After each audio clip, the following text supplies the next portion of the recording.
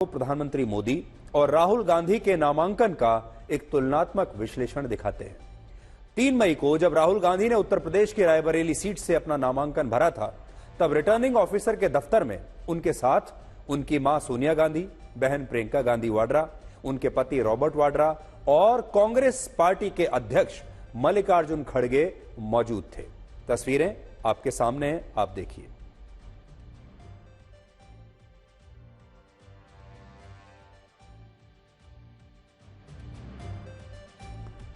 लेकिन आज जब प्रधानमंत्री मोदी ने लगातार तीसरी बार वाराणसी सीट से अपना नामांकन भरा, तो उनके साथ उनका भी परिवार था।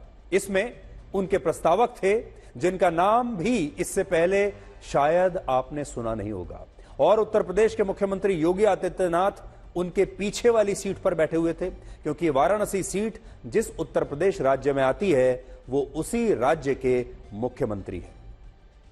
आज गृह मंत्री अमित शाह, रक्षा मंत्री राजनाथ सिंह, बीजेपी के अध्यक्ष जेपी नड्डा समेत बीजेपी और एनडीए के 25 बड़े नेता पूरे देश से वाराणसी में प्रधानमंत्री मोदी के नामांकन के लिए मौजूद थे।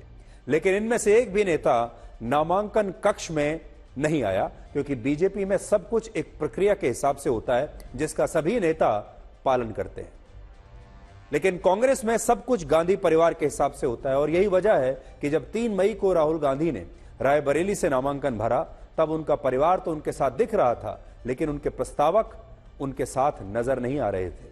जबकि राहुल गांधी ने पार्टी के पूर्व विधायक अजय पाल सिंह को अपना प्रस्तावक बनाया था।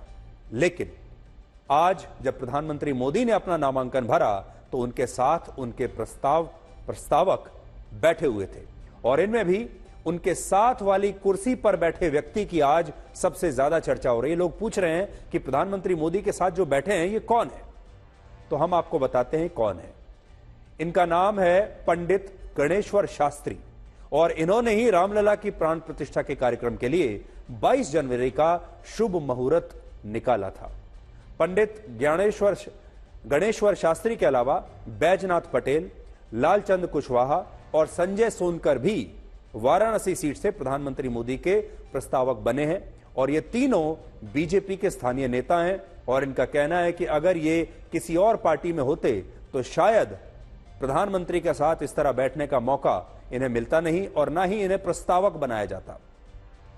इनमें भी बैजनाथ पटेल और लालचंद कुशवाहा प्रधानमंत्री मोदी ही की तरह ओबीसी समुदाय से आते हैं, जबकि संजय सोनकर दलित समुदाय से हैं। इससे आप समझ सकते हैं कि प्रधानमंत्री मोदी और राहुल गांधी की राजनीति में कितना फर्क है, और राहुल गांधी के परिवार में कौन है और प्रधानमंत्री मोदी के परिवार में कौन है।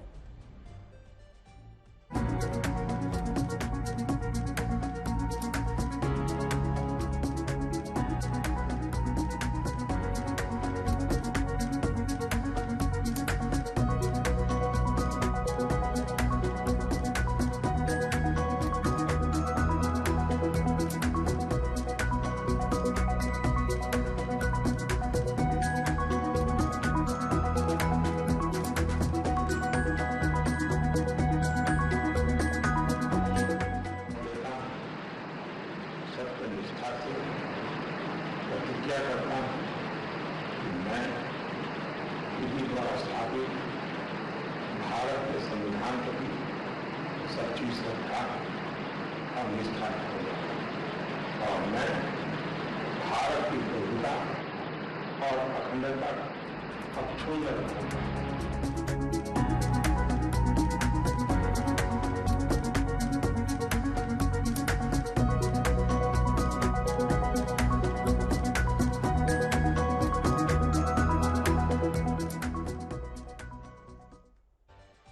तो इन दो बड़े नेताओं ने जब अपना अपना नामांकन भरा, तो कैसा माहौल था रायबरेली में और क्या हुआ वाराणसी में, इसकी तुलना आप कर सकते हैं, जिससे आपको समझ में आ जाएगा कि मोदी का परिवार कौन सा है और राहुल गांधी का परिवार कौन सा है और कैसा है।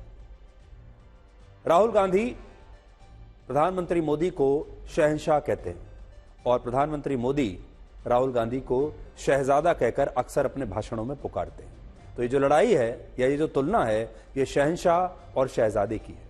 लेकिन आज आपको ये भी देखना चाहिए कि शहंशाह और शहजादे दोनों के पास ही आखिर धन कितना है, इनकी तिजोरी में क्या है। तो इसलिए अब हम आपको प्रधानमंत्री मोदी और राहुल गांधी के चुनावी एफिडेविट का एक तुलनात्मक विश्लेषण दिखाएंगे। अपने दर्शकों को हम ये बता दें कि जब आप चुनाव लड़ते हैं तो आपको अपना एक एफिडेविट भी दायर करना होता है, जिसमें आपको अपने बारे में सारी जानकारी सही बतानी होती है। आपके बारे में, आपके ऊपर कुल मिलाकर कितने कानूनी मामले चल रहे हैं वो आपको बताना होता है, आपके पास कितनी संपत्ति है, ये सारी चीजें, सारी डिटेल्स आपको बतानी होती हैं चुनाव आयोग को। और जिस दिन नामांकन भरा जाता है, असल में हम लोगों को देश के बड़े बड़े नेताओं के बारे में उसी दिन सबसे ज्यादा जानकारी मिलती है, क्योंकि उन्हें अपने एफिडेविट में यह घोषणा करनी पड़ती है, डिक्लेयर करना पड़ता है कि उनके पास कितना पैसा है, बैंक में कितना पैसा है, कितने मकान हैं, कितनी गाड़ियां हैं, कितना सोना चांदी है, कितनी संपत्ति है। तो जिस दिन ये एफिडेविट दायर होते हैं उस दिन इनकी बड़ी चर्चा होती है। तो प्रधानमंत्री मोदी ने जो अपने एफिडेविट में अपने बारे में जानकारी लिखी है, उसके मुताबिक उनके पास कुल मिलाकर 3,02,06,000 रुपए की संपत्ति है, जबकि राहुल गांधी के पास 20,38,00,000 रुपए की संपत्ति है। वित्त वर्ष 2022 और 23 में प्रधानमंत्री मोदी की सालाना आय 23,56,000 रुपए थी, जबकि इसी वित्त वर्ष में राहुल गांधी की सालाना आय 1,02,00,000 रुपए थी। प्रधानमंत्री मोदी की आय के सिर्फ दो स्रोत हैं, यानी इतना पैसा जो उनके पास आ रहा है कहां से आ रहा है, इसके दो स्रोत हैं, दो सोर्स। पहला है उनकी तनख्वाह और दूसरा है बैंक और दूसरे वित्तीय संस्थानों में जमा उनके पैसे पर मिलने वाला ब्याज। यानी हमारे देश में भी अगर आप देखें, ज्यादातर जो मध्यम वर्गीय परिवार हैं या जो लोअर मिडिल क्लास फैमिलीज हैं, उनके पास आय का क्या जरिया होता है? एक उनकी अपनी तनख्वाह, और दूसरा अगर उनके पास बैंक में कुछ पैसा जमा है तो उस पर जो ब्याज मिलता है वो उनका। और प्रधानमंत्री मोदी के भी यही स्रोत के दो आय हैं, क्योंकि वो खुद एक सरकारी कर्मचारी हैं। सरकारी कर्मचारी से कहने का मतलब वो प्रधानमंत्री हैं, प्रधानमंत्री के तौर पर उन्हें तनख्वाह मिलती है हर महीने। इससे पहले वो इतने वर्षों तक मुख्यमंत्री रहे हैं, वहां भी उन्हें हर महीने तनख्वाह मिलती थी। और ये पूरी तनख्वाह इतने वर्षों की, जो लगभग 25 साल से वो तनख्वाह ले रहे हैं, ये उनका पूरी जमा पूंजी जो है वो उसके आधार पर है। जबकि राहुल गांधी किसी भी प्रकार की कोई नौकरी नहीं करते, उनके पास कोई नौकरी नहीं है। लेकिन राहुल गांधी की जो आमदनी है उसके कई स्रोत हैं, तो आज वो स्रोत भी आपको बताते हैं। राहुल गांधी सैलरी के अलावा अलग अलग बिल्डिंग्स और प्रॉपर्टी से हर महीने उन्हें किराया मिलता है। सैलरी तो उन्हें क्या मिलती होगी? सैलरी तो उनके पास अभी है नहीं, क्योंकि वो अभी कोई ऐसी नौकरी नहीं कर रहे हैं। रॉयल्टी से पैसा उनको आता है, बैंक से मिलने वाला ब्याज उनकी एक इनकम है। इसके अलावा बॉन्ड्स, म्यूचुअल फंड्स और शेयर से भी राहुल गांधी को आमदनी होती है। तो उनके जो है मल्टीपल सोर्सेज ऑफ इनकम है। तो दोनों में अगर आप देखेंगे तो प्रधानमंत्री मोदी, जिनको वो शहंशाह कहते हैं, उनकी जो स्ट्रक्चर है पूरा आय का, वो बिल्कुल ऐसा ही है जैसे एक मध्यम वर्गीय परिवार का होता है, यानी सैलरी और बैंक में जमा पैसे पर ब्याज। राहुल गांधी का जो पूरा पोर्टफोलियो अगर आप देखेंगे, वो ऐसे व्यक्ति का है जो अपर मिडिल क्लास या अमीर वाली जो श्रेणी होती है, उसमें लोग बहुत सारी जगहों पर पैसा इन्वेस्ट करके रखते हैं और उन्हें बहुत सारी जगहों से पैसा मिलता है।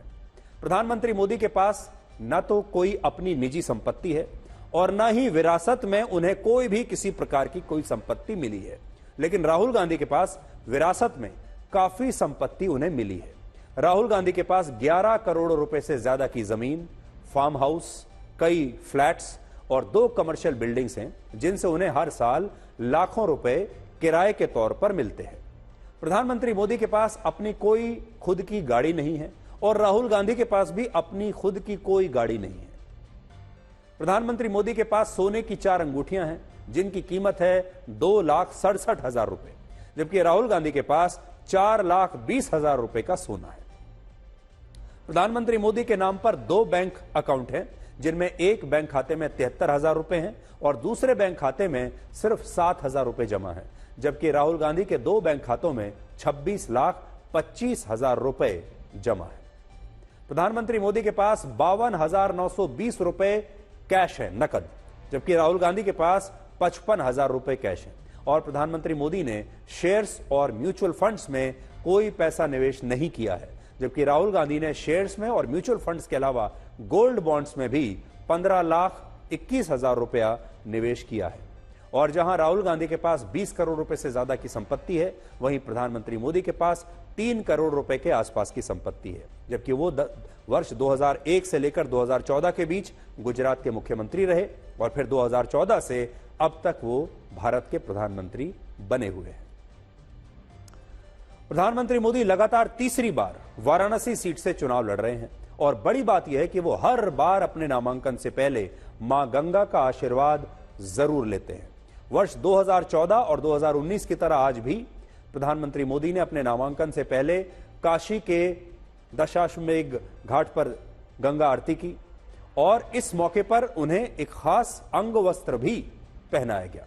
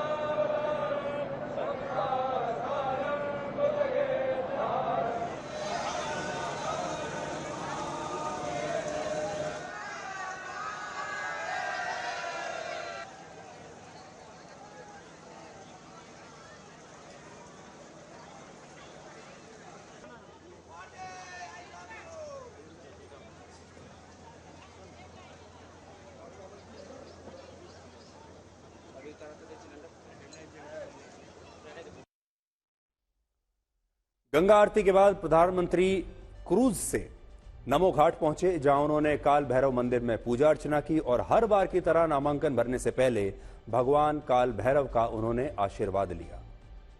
आप में से बहुत सारे लोगों को शायद ये पता नहीं होगा कि भगवान काल भैरव को काशी का कोतवाल कहा जाता है और ऐसी मान्यता है कि काशी में गंगा नदी के तट पर ही भगवान काल भैरव को ब्रह्म हत्या के पाप से मुक्ति मिली थी और इसी के बाद भगवान शिव ने उन्हें काशी का कोतवाल नियुक्त किया था और उन्हें वहीं रहकर तपस्या करने का आदेश दिया और तब से ही यह माना जाता है कि अगर काशी में कोई काम बिना काल भैरव की मंजूरी के हुआ तो वो कार्य निष्फल हो जाता है। और क्योंकि भगवान काल भैरव को काशी का कोतवाल कहा जाता है, इसीलिए काशी के पुलिस थानों में भी कोतवाल की कुर्सी पर उनकी प्रतिमा रखकर उनकी पूजा की जाती है। काल भैरव के ठीक बाहर की तस्वीरें।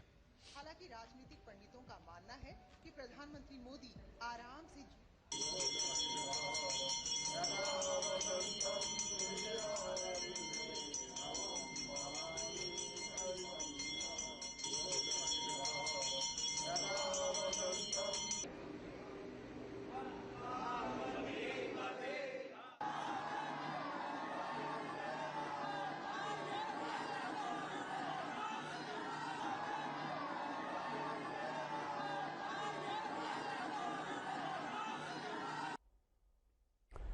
प्रधानमंत्री मोदी के नामांकन के लिए आज बीजेपी और एनडीए के 25 बड़े नेता वाराणसी में मौजूद थे, जो देश के अलग अलग हिस्सों से आए थे। इनमें गृह मंत्री अमित शाह, रक्षा मंत्री राजनाथ सिंह, बीजेपी अध्यक्ष जेपी नड्डा, उत्तर प्रदेश के मुख्यमंत्री योगी आदित्यनाथ, केंद्रीय मंत्री हरदीप सिंह पुरी, महाराष्ट्र के मुख्यमंत्री एकनाथ शिंदे, टीडीपी के राष्ट्रीय अध्यक्ष चंद्रबाबू नायडू और आंध्र प्रदेश में एनडीए के ही सहयोगी और मशहूर एक्टर पवन कल्याण, बिहार में एनडीए के सहयोगी चिराग पासवान, पशुपति पारस, उपेंद्र कुशवाहा और जीतन राम मांझी, और फिर उत्तर प्रदेश से जयंत चौधरी, अनुप्रिया पटेल और ओम प्रकाश राजभर के अलावा मेघालय के मुख्यमंत्री कॉनराड सांगमा प्रधानमंत्री मोदी के नामांकन के लिए खास तौर पर आज वाराणसी पहुंचे थे और उन सबको आप इन तस्वीरों में देख सकते हैं। इन तस्वीरों से यह पता चलता है कि प्रधानमंत्री मोदी सिर्फ बीजेपी के नहीं बल्कि एनडीए के सर्वमान्य नेता हैं और सिर्फ बीजेपी के नेता ही नहीं आ रहे हैं उनके नामांकन में, बल्कि एनडीए के तमाम उनके जो सहयोगी दल हैं, उनके बड़े बड़े नेता और अध्यक्ष भी वहां पर आ रहे हैं। ये एक शानदार विजय की ओर ये कदम एक और है और प्रधानमंत्री जी तो खैर बड़े बाखूबी के साथ जीतने ही वाले हैं, लेकिन पूरे देश में भी तमिलनाडु, कश्मीर से कन्याकुमारी आपको एक ही माहौल दिख रहा है, पूरा देश मोदी में है। ये बहुत सौभाग्य की बात हम लोगों की है कि आज प्रधानमंत्री जी का नामांकन के अवसर पर हम लोग आए हैं और हम लोग एक तरह से भगवान से प्रार्थना करते हैं कि उनकी ये बात की अब की बात 400 पार पूरी हो और निश्चित पूरी होगी। इसीलिए हम लोग सब आए हैं, सब आशीर्वाद देने के लिए और भगवान से प्रार्थना करने के लिए। माहौल तो आप देख रहे हैं, ये लोगों में क्या उत्साह है, क्या जोश है, जल्लोश है और मोदी जी के प्रति जितना सम्मान दिख रहा है, आदर दिख रहा है, इससे साफ है कि 2014, 2019 का सब रिकॉर्ड टूटेगा। मोदी जी फिर से प्रधानमंत्री बनेंगे, 400 पार का नारा है वो भी पूरा हो जाएगा। लोकप्रिय प्रधानमंत्री श्री नरेंद्र मोदी जी के नामांकन पत्र के दाखिला के अवसर पर उनको अपनी शुभकामनाएं देने आए हैं और तीसरी बार बनारस की, काशी की जनता प्रधानमंत्री नरेंद्र मोदी जी को रिकॉर्ड मतों से विजय श्री का तिलक लगाने जा रही है और तीसरी बार उनकी हैट्रिक लगने जा रही है। हम लोग की ताकत ही हम लोग की एकजुटता है और आज प्रधानमंत्री जी के समर्थन में पूरा एनडीए एक साथ उनके नामांकन में शरीक हुआ है और यही एकजुटता ही हम लोगों के लक्ष्य तक हम लोग को लेकर जाएगी और उम्मीद ही नहीं, पूरा विश्वास है कि जो 400 पार का प्रधानमंत्री जी के द्वारा दिया गया हम लोग का लक्ष्य सरलता से पार करेंगे। ये बताइए कि आज नामांकन जारी कर दिया प्रधानमंत्री ने, किस तरह से देखते हैं इस मौके? बहुत अच्छा, बहुत अच्छा, बहुत अच्छा। ये बनारस का सौभाग्य है, माननीय प्रधानमंत्री जी नामांकन करने आए। वाराणसी तो आके हमेशा अच्छा लगता है और यहाँ बहुत काम हुआ है, बनारस के लोगों ने देखा है उस काम को और महसूस किया। आपको कोई भी आएगा महसूस करेगा और यहाँ एक तरफा माहौल चुनाव में भी दिखाई देगा। पिछली बार जो मैंडेट मिला है, जो मार्जिन की जीत थी, वो इस बार और बढ़ेगी। तो ये है प्रधानमंत्री मोदी का परिवार, उन सब से हमने आज आपका परिचय करवाया। अब ये देखिए कि वाराणसी में 400, अब की बार 400 पार का नारा तो चल ही रहा है, लेकिन इसके अलावा अब की बार 6 लाख पार का नारा भी लगाया जा रहा है। वर्ष 2014 में जब प्रधानमंत्री मोदी ने पहली बार यहां से चुनाव लड़ा था, तब उन्हें 56.4% वोट मिले थे और उन्होंने अरविंद केजरीवाल को 3,71,000 वोटों से हराया था। बहुत सारे लोग ये बात भूल गए होंगे कि 2014 में अरविंद केजरीवाल प्रधानमंत्री मोदी के सामने चुनाव लड़ने के लिए आए थे और तब अरविंद केजरीवाल 3,71,000 वोटों से हारे थे। वही अरविंद केजरीवाल जो आजकल कह रहे हैं कि अगली सरकार इंडिया गठबंधन की बनने वाली है, उन्होंने अपनी 10 गारंटी भी दे दी हैं और तब भी वो यही बात कहते थे, आप याद करके देखिए 2014 में, कि मैं नरेंद्र मोदी को हराने वाला हूं। वाराणसी में जो पूरी हवा है वो प्रधानमंत्री मोदी के पक्ष में नहीं बल्कि मेरे पक्ष में है, ऐसा दावा तब अरविंद केजरीवाल किया करते थे और फिर कितनी बुरी तरीके से हारे, यहां आंकड़े आपको बता रहे हैं। फिर 2019 में प्रधानमंत्री मोदी को और ज्यादा वोट मिले। इस बार 63.6% वोट उन्हें मिले और उन्होंने 4,79,000 वोटों के अंतर से समाजवादी पार्टी के उम्मीदवार को हराया। और इस बार बीजेपी के स्थानीय नेताओं ने अपना एक लक्ष्य रखा है कि मोदी जी को इस बार 6 लाख वोट के अंतर से जिताएंगे और कहा है कि प्रधानमंत्री मोदी इस बार अभूतपूर्व सबसे ज्यादा अंतर से इस सीट पर अपना चुनाव जीतेंगे। और आज प्रधानमंत्री मोदी ने भी अपने नामांकन के बाद एक कार्यक्रम में बीजेपी के कार्यकर्ताओं को थैंक यू कहा और कहा कि उन्होंने मोदी के लिए बहुत कुछ किया है। लेकिन खास बात हमारे दर्शकों को जो ध्यान रखने वाली है वो ये है कि आज हमने आपको प्रधानमंत्री मोदी का एफिडेविट भी दिखाया, उनकी संपत्ति दिखाई और राहुल गांधी की संपत्ति दिखाई और आपको यह भी बताया कि प्रधानमंत्री मोदी पहले मुख्यमंत्री रहे गुजरात के, उसके बाद प्रधानमंत्री रहे, उनकी सैलरी जो आ रही थी। और साथ ही जब आप कंपेयर करेंगे तो आपको यह भी नहीं भूलना चाहिए कि राहुल गांधी भी 2004 से सांसद हैं लोकसभा के और राहुल गांधी को भी एक सांसद के तौर पर हर महीने एक सैलरी मिलती है। तो यह भी उनके एफिडेविट में जो है जोड़ना चाहिए, जो कि उन्होंने जोड़ा भी है। पूरे एक दिन की खामोशी के बाद, चुप्पी के बाद आम आदमी पार्टी ने आज इस बात को स्वीकार कर लिया कि 13 मई को मुख्यमंत्री अरविंद केजरीवाल के घर पर उनके पीए विभव कुमार ने उन्हीं की पार्टी की राज्यसभा सांसद स्वाति मालीवाल के साथ अभद्रता की थी और मारपीट की थी। और इस घटना के बारे में मुख्यमंत्री अरविंद केजरीवाल को पूरी जानकारी है और ये बात और किसी ने नहीं बल्कि खुद पार्टी के एक बड़े नेता और राज्यसभा सांसद संजय सिंह ने कही है। एक बहुत ही निंदनीय घटना घटित हुई जिसके बारे में आप सबको बताना चाहता हूं। कल सुबह अरविंद केजरीवाल जी के आवास पर स्वाति मालीवाल जी मिलने के लिए पहुंची थी, ड्राइंग रूम में इंतजार कर रही थी। इस बीच विभव कुमार जी वहां पे आते हैं और उन्होंने स्वाति मालीवाल जी के साथ बहुत बदतमीजी की, अभद्रता की। अरविंद केजरीवाल जी ने पूरी घटना को संज्ञान में लिया है और इस पूरे मामले में सख्त कार्रवाई करने को कहा है।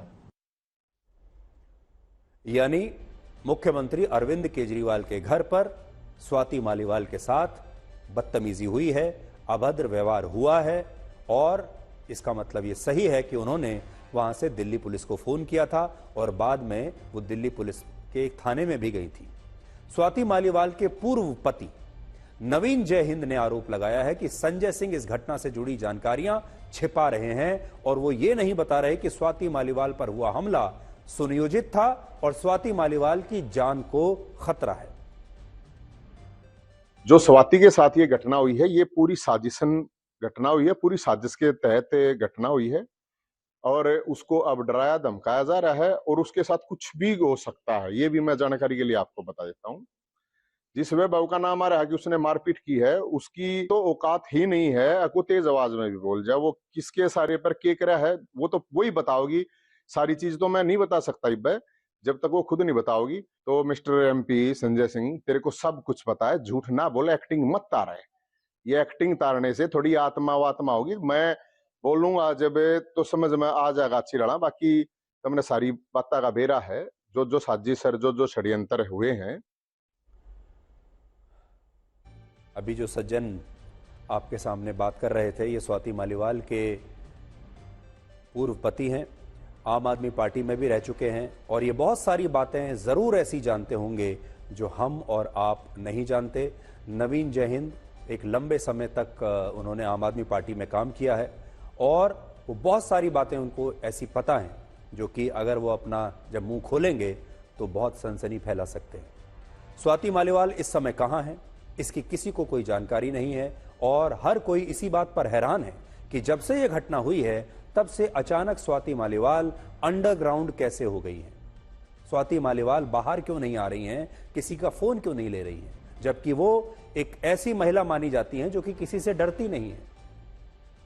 दिल्ली पुलिस के मुताबिक स्वाति मालीवाल को आखिरी बार तब देखा गया था जब वो कल एक ऑटो रिक्शा से दिल्ली के सिविल लाइंस थाने पहुंची थी शिकायत करने के लिए। पुलिस के मुताबिक 13 मई को कंट्रोल रूम में सुबह 9:31 पर मुख्यमंत्री अरविंद केजरीवाल के घर से एक फोन आया जिसे 9:34 पर नॉर्थ दिल्ली पुलिस के कंट्रोल रूम को ट्रांसफर किया गया और यह कॉल स्वाति मालीवाल ने किया था, जिसमें उन्होंने कहा कि मैं अभी सीएम के घर पर हूं और उन्होंने अपने पीए विभव कुमार से मुझे बुरी तरह पिटवाया है। इसके बाद दिल्ली पुलिस की 3 गाड़ियां मुख्यमंत्री अरविंद केजरीवाल के घर पहुंची, लेकिन नियमों की वजह से दिल्ली पुलिस मुख्यमंत्री आवास के अंदर प्रवेश नहीं कर सकती, इसलिए पुलिस की गाड़ियों को वहां से वापस लौटना पड़ा। अब बड़ी बात यह है कि अगर ऐसा हुआ तो दिल्ली पुलिस की गाड़ियों को मुख्यमंत्री अरविंद केजरीवाल को खुद ही इजाजत देकर प्रवेश करने के लिए उन्हें कहना चाहिए था कि यहां एक घटना हुई है, आप आइए और तहकीकात कीजिए। उन्होंने ऐसा क्यों नहीं किया? दिल्ली पुलिस की गाड़ियां सामने से आकर चली गई इंतजार करके, उन्हें अंदर क्यों नहीं बुलाया गया? उन्हें प्रवेश करने की अनुमति क्यों नहीं दी गई? ऐसा अंदर उस गेट के पीछे क्या हो रहा था कि दिल्ली पुलिस को वहां प्रवेश की अनुमति नहीं मिली? इसका मतलब कुछ छुपाया जा रहा है। इस सब के बीच स्वाति मालीवाल खुद ऑटो रिक्शा से दिल्ली के सिविल लाइंस थाने पहुंच गई, जहां वो पुलिस स्टेशन में ही रोने लगी और उन्होंने पुलिस को इसके बाद ज्यादा कुछ नहीं बताया। और ऐसा कहा जा रहा है कि इसी दौरान स्वाति मालीवाल के पास किसी का फोन आया और इसके बाद ये वो कहने लगी कि अभी वो ठीक स्थिति में नहीं है, वो अभी जा रही हैं और बाद में वो वापस पुलिस स्टेशन आकर अपनी रिपोर्ट दर्ज कराएंगी। और ये कहते हुए वो एक दूसरे ऑटो में बैठकर चली गई और तब से उनके बारे में किसी को कोई खबर नहीं है। ना तो वो दोबारा थाने में आई, ना उन्होंने पुलिस से संपर्क किया और ना ही किसी का फोन उठा रही है। देखिए, और भी हैरानी की बात, स्वाति मालीवाल कोई छोटी मोटी महिला नहीं है, वो मेंबर ऑफ पार्लियामेंट है, सांसद हैं राज्यसभा से और 9 वर्षों तक दिल्ली महिला आयोग की अध्यक्षा रही है। लेकिन इसके बावजूद वो अब तक इस मामले पर चुप है। उन्होंने पुलिस में एफआईआर दर्ज नहीं कराई, जो बड़ी अजीब सी बात है। और किसी को यह समझ में नहीं आ रहा कि जो स्वाति मालीवाल महिलाओं पर होने वाले अत्याचारों को लेकर सबसे ज्यादा ऊंची आवाज उठाती थी, महिलाओं को इंसाफ दिलाने के लिए धरने पर बैठ जाया करती थी, वो अपने खुद के मामले में चुप क्यों बैठी हैं और ये सब कुछ क्यों सहती जा रही है? कितनी बड़ी बात है ये। कुछ मीडिया रिपोर्ट्स में यह दावा किया गया है कि जब केजरीवाल के घर पर स्वाति मालीवाल के साथ उनके पीए ने मारपीट की, तब स्वाति मालीवाल को राज्यसभा सांसद के पद से इस्तीफा देने के लिए भी कहा गया।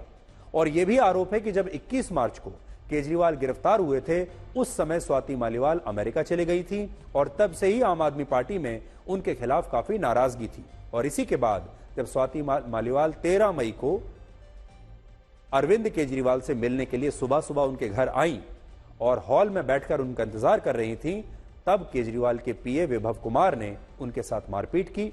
और यह भी सवाल उठ रहा है कि क्या इस घटना के दौरान केजरीवाल मौजूद थे? क्या यह सब उनके सामने हो रहा था या उनके परिवार के सामने हो रहा था? और अगर वो वहां मौजूद थे तो उन्होंने अभी तक अपने पीए को लेकर कोई कार्रवाई क्यों नहीं की, उन पर कोई एक्शन क्यों नहीं लिया?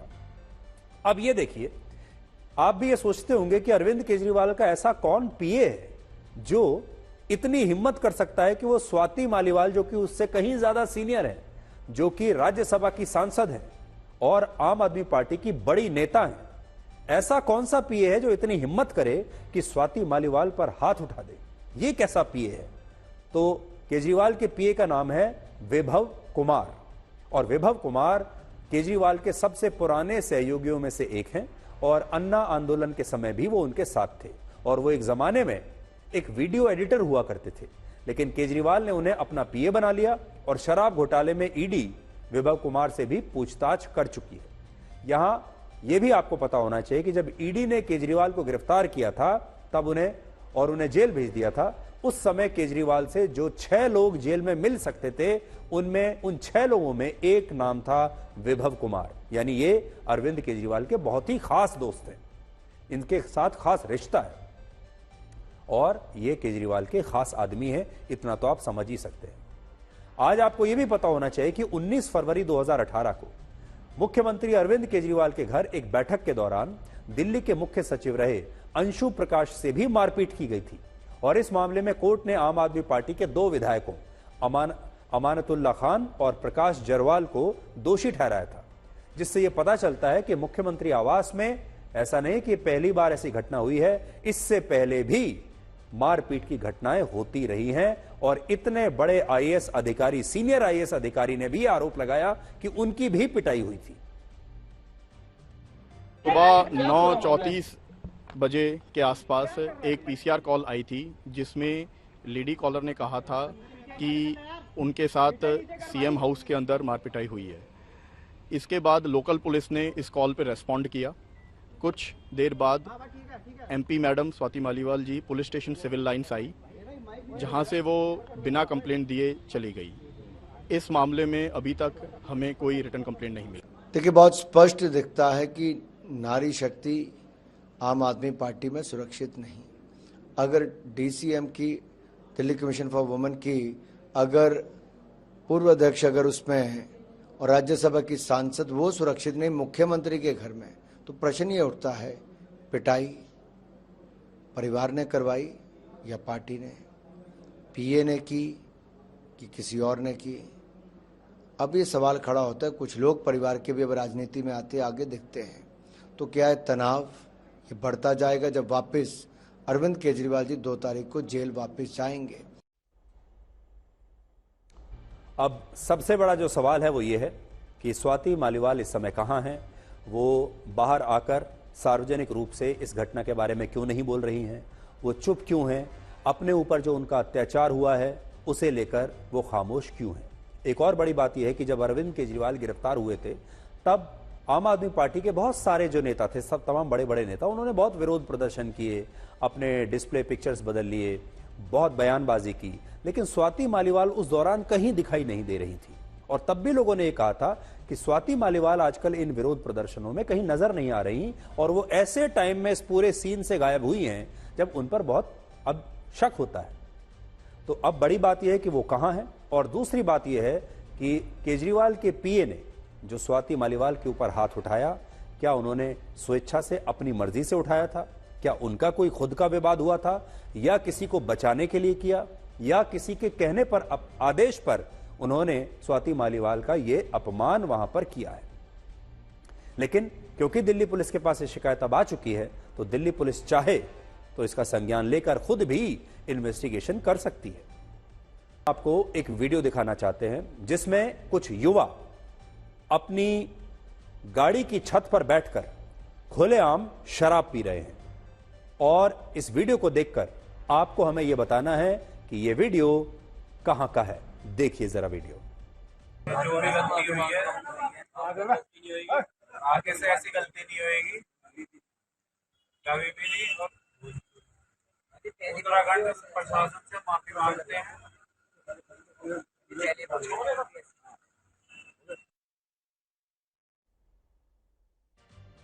तो ये वीडियो सोनप्रयाग का है, जैसे अभी आपने देख लिया। आपको एक बार को ये लगा होगा कि ये किसी मसूरी, शिमला या मनाली जैसे हिल स्टेशन का वीडियो है जहां पर युवा गए हुए हैं, वो एंजॉय कर रहे हैं, शराब पी रहे हैं। आजकल युवाओं में ये बड़ा शौक है कि वो एसयूवी खरीद लेते हैं, और ख़ास तौर पर थार जो गाड़ी है वो खरीद लेते हैं, और उसके बाद इस तरीके से इस गाड़ी को बदनाम करते हैं। ये वीडियो उत्तराखंड के सोनप्रयाग का है, जैसा आपने देख लिया, जहां से तीर्थयात्री केदारनाथ धाम की यात्रा पर जाते हैं, और खुलेआम शराब के जाम छलकाने वाले ये लड़के भी अपने घर से केदारनाथ धाम की यात्रा करने के लिए ही निकले थे। अपने परिवार को तो ये कहकर ही निकले हैं कि हम तीर्थ यात्रा पर जा रहे हैं, हम केदारनाथ धाम जा रहे हैं, अपनी थार गाड़ी में शराब की बोतलें लेकर अपने दोस्तों के साथ। ये तीर्थ यात्रा कर रहे हैं या पार्टी कर रहे हैं, क्या कर रहे हैं, ये आपकी स्क्रीन पर है। पुलिस का कहना है कि इस मामले में उसने कुल 4 लड़कों को हिरासत में लिया था और इन पर 4,000 रुपए का जुर्माना लगाया गया है। अब देखिए, जो कानून है वो तो यही है कि सिर्फ 4,000 रुपए का जुर्माना लगाकर ये लड़के छूट गए। 4,000 रुपए इन लड़कों के लिए कोई बड़ी बात नहीं है। जो लड़के थार गाड़ी लेकर यहां तक पहुंचे हैं, शराब की बोतलें लेकर पहुंचे हैं, उनके लिए 4,000 रुपए देना क्या बड़ी बात है। पुलिस ने यह कहकर इन लड़कों को सोनप्रयाग से वापस भेज दिया है कि अगर ये लड़के शराब पीना चाहते हैं और अपने दोस्तों के साथ ऐसी पार्टी करना चाहते हैं तो इन्हें केदारनाथ धाम की यात्रा नहीं करनी चाहिए। और यहां बात सिर्फ इन लड़कों की नहीं है। पुलिस ने एक काम बड़ा अच्छा किया, वो जुर्माने को तो 4,000 से ऊपर नहीं बढ़ा सकते थे, लेकिन उन्होंने एक वीडियो बनवाकर सार्वजनिक रूप से सोशल मीडिया पर इन लड़कों से माफी मंगवाई है। अब ये लड़के जो पहले ये रील्स बना रहे थे और ये वीडियो बना रहे थे, अब सारा भारत इन्हें माफी मांगते हुए देखेगा। और उनकी पहली वाली रील तो पता नहीं वायरल हुई या नहीं, लेकिन माफी वाली रील जरूर वायरल होनी चाहिए। और हम भी आपसे ये कहेंगे कि इस रील को आप वायरल कीजिए, हर घर तक पहुंचाइए। यही इन लड़कों की सबसे बड़ी सजा हो सकती है, क्योंकि 4,000 रुपए के जुर्माने में तो कोई किसी को फर्क नहीं पड़ने वाला। अकेले सोनप्रयाग में पुलिस ने 25 अलग अलग मामलों में लोगों पर शराब पीकर गाड़ी चलाने और सार्वजनिक स्थानों पर 4 धाम यात्रा के दौरान इस तरह की पार्टी करने के लिए जुर्माना लगाया है। इससे पता चलता है कि जिस 4 धाम यात्रा को हिंदू धर्म में सबसे पवित्र तीर्थ यात्रा माना गया है, उस तीर्थ यात्रा पर अब इस तरह के युवा शराब पीने के लिए, छुट्टियां मनाने के लिए, पार्टी करने के लिए और रील्स बनाने के लिए आ रहे हैं। और स्थिति यह हो गई है कि इस बार 4 धाम यात्रा के पहले 3 दिनों में ही सारे रिकॉर्ड टूट गए हैं भीड़ के मामले में। 10 मई से 12 मई के बीच करीब 1.5 लाख तीर्थयात्री उत्तराखंड के 4 धामों पर पहुंचे हैं और तीर्थयात्रियों की यह संख्या पिछले साल के मुकाबले 61% तक बढ़ गई है। पिछली बार लगभग 95,000 तीर्थयात्रियों ने पहले 3 दिनों में यह यात्रा की थी और इस बार यह आंकड़ा पहले 3 दिनों में ही 1.5 लाख पहुंच गया है और इनमें भी केदारनाथ धाम पहुंचने वाले श्रद्धालुओं की संख्या सबसे ज्यादा बढ़ी है। पिछली बार 44,892 श्रद्धालुओं ने पहले 3 दिनों में केदारनाथ धाम के दर्शन किए थे। इस बार पहले 3 दिनों में 75,000 श्रद्धालु यहां पहुंच चुके हैं, जबकि गंगोत्री धाम पहुंचने वाले श्रद्धालुओं की संख्या 61%, यमुनोत्री पहुंचने वाले श्रद्धालुओं की संख्या 59% और बद्रीनाथ धाम जाने वालों की संख्या 47% बढ़ गई है। अनुमान है कि पिछले साल 56 लाख लोगों ने चार धाम की यात्रा की, लेकिन इस बार 80 लाख लोग चार धाम की यात्रा कर सकते हैं और इस साल नवंबर महीने तक 80 लाख श्रद्धालु यहां पर पहुंच जाएंगे, जबकि ये चारों धाम इन लाखों लोगों की भीड़ के लिए तैयार ही नहीं है। ना 80 लाख लोगों को झेलने के लिए ना तो यहां पर इंफ्रास्ट्रक्चर है, ना उन पहाड़ों में ऐसी ताकत है, ना ही वहां पर ऐसी सरकार कोई व्यवस्था बना पाई है कि वो 80 लाख लोगों की भीड़ को झेल ले। फिर भी भीड़ लगातार बढ़ती चली जा रही है। आगे बढ़ने से पहले एक बात मैं स्पष्ट करना चाहता हूं, हम यहां ये बिल्कुल कहने की कोशिश नहीं कर रहे कि सारे जो श्रद्धालु हैं वो सिर्फ छुट्टियां मनाने के लिए या वीडियो बनाने के लिए या पार्टी करने के लिए ही वहां पहुंच रहे हैं। ज्यादातर श्रद्धालु आज भी भक्ति भाव से ही वहां पहुंच रहे हैं, लेकिन उनमें से कुछ लोग ऐसे हैं जो सबको बदनाम कर देते हैं, कुछ लोग ऐसे हैं जो इस यात्रा का दुरुपयोग कर रहे हैं, कुछ लोग ऐसे हैं जो इस यात्रा को बदनाम कर रहे हैं। अब आप ये तस्वीरें देखिए जो उत्तरकाशी की है, जहां यमुनोत्री धाम की यात्रा करने के लिए हजारों लोग पहुंच गए और स्थिति यह हो गई कि जिस पहाड़ी रास्ते से ये लोग चढ़ाई करके यमुनोत्री धाम तक पहुंचते हैं उस पर भीड़ की वजह से पैर रखने की जगह नहीं है, 1 इंच जगह नहीं है और ऐसे में कोई भी दुर्घटना किसी भी समय पर हो सकती है। और जो मुख्य सड़क मार्ग है वहां कई किलोमीटर लंबे जाम लग गए हैं और केदारनाथ धाम और सोनप्रयाग में भी इसी तरह के हालात बने हुए हैं। कई घंटे तक लोग ऐसे ही जाम में फंसे हुए हैं और बहुत सारे लोगों को तो अपनी रात भी ऐसे ही सड़कों पर बितानी पड़ी। 7 घंटे, 8 घंटे, 10 घंटे लोग गाड़ी में, बस में बैठे हुए हैं और ये जो बसें हैं, गाड़ियां हैं, 1 इंच आगे नहीं बढ़ पा रही हैं। सोचिए हमारे 4 धामों की यह स्थिति तब है जब अभी इस यात्रा को शुरू हुए 1 हफ्ता भी नहीं हुआ। इसके बावजूद उत्तराखंड में 4 धाम यात्रा करने के लिए अभी हर रोज हजारों लोग आ रहे हैं और उत्तराखंड में जिन स्थानों पर इस 4 धाम यात्रा के लिए ऑफलाइन पंजीकरण होता है वहां भी लंबी कतारें इस समय लगी हुई हैं। अब तक 26 लाख लोग 4 धाम की यात्रा के लिए रजिस्ट्रेशन करा चुके हैं, 26 लाख, और सिर्फ आज के दिन लगभग 68,000 लोगों ने अपना रजिस्ट्रेशन कराया है। इसलिए आज यहां आपके मन में यह सवाल जरूर होगा, क्या लोग पहले से ज्यादा धार्मिक हो गए हैं जिसकी वजह से 4 धाम यात्रा करने वाले लोगों की संख्या हर साल बढ़ती ही जा रही है? इसके पीछे धार्मिक कारण है? क्या हमारे जो युवा हैं वो बहुत ज्यादा धार्मिक हो गए हैं?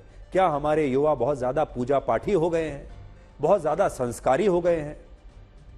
और अगर ऐसा नहीं है तो फिर ये इतनी बड़ी संख्या में भीड़ आ कैसे रही है? तो हमने जो आंकड़े निकाले उसके मुताबिक इसके पीछे मुख्य रूप से 3 वजह हैं। पहली वजह यह है कि अब 4 धामों पर सुविधाएं पहले से कहीं ज्यादा बढ़ गई हैं, जिसकी वजह से यहां आने वाले श्रद्धालुओं की संख्या तेजी से बढ़ी है।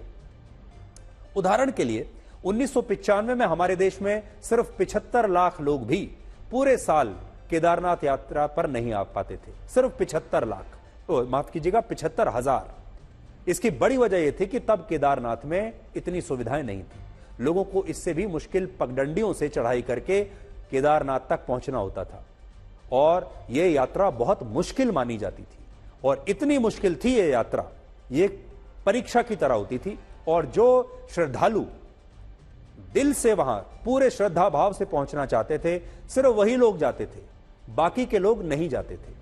और जैसे जैसे सुविधाएं बढ़ती चली गई, हेलीकॉप्टर्स आ गए, सड़कें बन गई, वहां पर और दूसरी सुविधाएं आ गई, अब आप वहां पर रात को रुक भी सकते हैं, वैसे वैसे केदारनाथ मंदिर जाने वालों की संख्या लगातार बढ़ती चली गई। 1997 में 61,000 लोगों ने केदारनाथ की यात्रा की, 2005 में संख्या 3,90,000 हुई, 2012 में 5.5 लाख, 2018 में 7,32,000, 2019 में 10 लाख, 2022 में 15,63,000 और 2023 में 20 लाख लोगों ने केदारनाथ धाम की यात्रा की थी और इस बार यह संख्या बढ़ जाएगी। मुख्य कारण यही है कि अब केदारनाथ धाम पहुंचने का पैदल मार्ग बहुत व्यवस्थित हो चुका है। दूसरा, जो लोग घोड़े और खच्चर से या हेलीकॉप्टर से जाना चाहते हैं उनके लिए भी पूरी व्यवस्था है, जिसकी वजह से केदारनाथ और बाकी तीर्थ स्थानों पर आने वाले लोगों की भीड़ बढ़ रही है। इसका दूसरा कारण एक और भी हो सकता है। अब बहुत सारे युवा पूजा और भक्ति के उद्देश्य से नहीं बल्कि रील बनाने के उद्देश्य से यहां आते हैं। पिछले 72 घंटों में अकेले इंस्टाग्राम पर केदारनाथ, यमुनोत्री, गंगोत्री और बद्रीनाथ के हजारों वीडियोस अपलोड हो चुके हैं और लोग इन तीर्थ स्थलों से रील्स बना बनाकर फेसबुक और इंस्टाग्राम पर लगातार अपलोड कर रहे हैं। यूट्यूब पर व्लॉग बनाकर अपलोड कर रहे हैं। बहुत बड़ी संख्या में यूट्यूबर्स यहां पहुंच रहे हैं, बहुत बड़ी संख्या में व्लॉगर्स यहां पर पहुंच रहे हैं, आर्टिस्ट पहुंच रहे हैं और वो बता रहे हैं कि वो केदारनाथ में कहां हैं, क्या कर रहे हैं, मंदिर के कपाट कब खुलने वाले हैं, मौसम कैसा है, तमाम तरह के अपडेट्स वो यहां पर दे रहे हैं और तमाम तरह की रील्स बना रहे हैं और फिर सबसे ये भी कहते हैं कि मुझे फॉलो कीजिए। कड़वा सच है कि आज बहुत सारे युवा गोवा की तरह अपने दोस्तों के साथ केदारनाथ जाने का प्लान बनाने लगे हैं और इन यात्राओं का मकसद केदारनाथ मंदिर में पूजा अर्चना कम, सोशल मीडिया पर मंदिर के बारे में पोस्ट करना ज्यादा है और इस बात को आप इन वीडियो से आज समझ सकते हैं।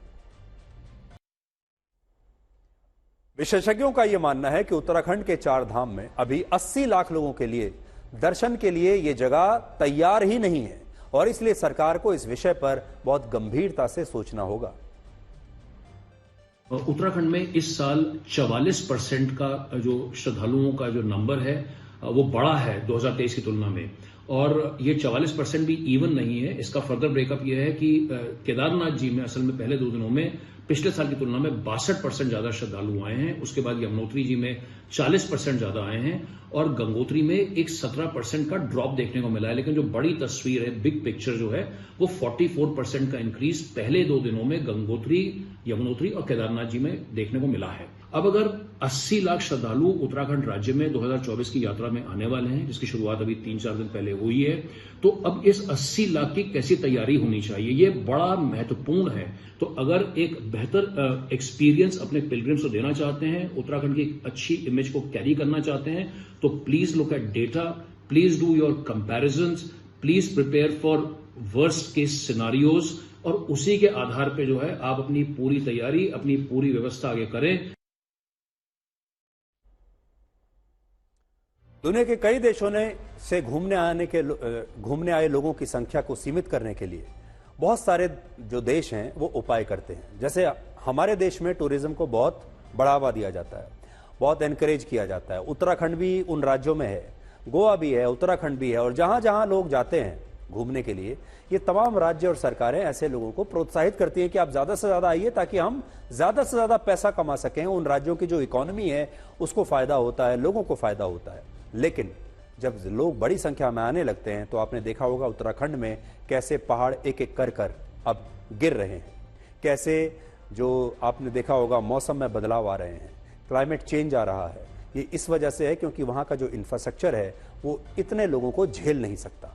उदाहरण के लिए स्पेन के बार्सिलोना अगर आप जाएंगे तो वहां एक रात रुकने पर लगभग 300 रुपए का एक अलग से टूरिस्ट टैक्स देना होता है। इंडोनेशिया में बाली जाएंगे तो एयरपोर्ट पर ही 800 रुपए का टैक्स अलग से देना होगा। पुर्तगाल में कई शहरों में टूरिस्ट टैक्स लगता है और हर दिन 90 से 180 रुपए का टैक्स देना होता है, लेकिन 16 साल से छोटे बच्चों का टैक्स नहीं लगता, तो छोटे बच्चों को तो वहां छोड़ देते हैं। इटली के वेनिस में भी टैक्स लगाने की तैयारी इस समय चल रही है और जुलाई में इसका ट्रायल होगा। जो लोग घूमने आएंगे उनसे हर दिन 450 रुपए टैक्स के तौर पर लिए जाएंगे।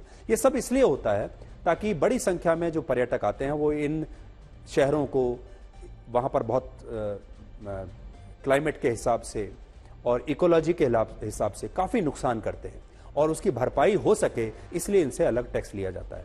हम श्रद्धालुओं के खिलाफ नहीं हैं, हम श्रद्धा पर शक नहीं कर रहे, हम सिर्फ ये कह रहे हैं कि ये जो हमारे तीर्थ स्थल हैं ये अभी ऐसे नहीं हैं कि ये एक साथ एक सीजन में 80-80 लाख लोगों के ट्रैफिक को झेल सके और धीरे धीरे जो श्रद्धालु हैं उन्हें ही आगे चलकर तकलीफ होने लगेगी, उन्हें ही आपत्ति होने लगेगी और उनका जो पूरा एक अनुभव है वो धीरे धीरे खराब होने लगेगा। अभी भी अगर आप देखेंगे बहुत सारे लोग ये आकर कहने लगे हैं कि अब जो हमें अनुभव होता है वहां उसमें वो बात नहीं रही।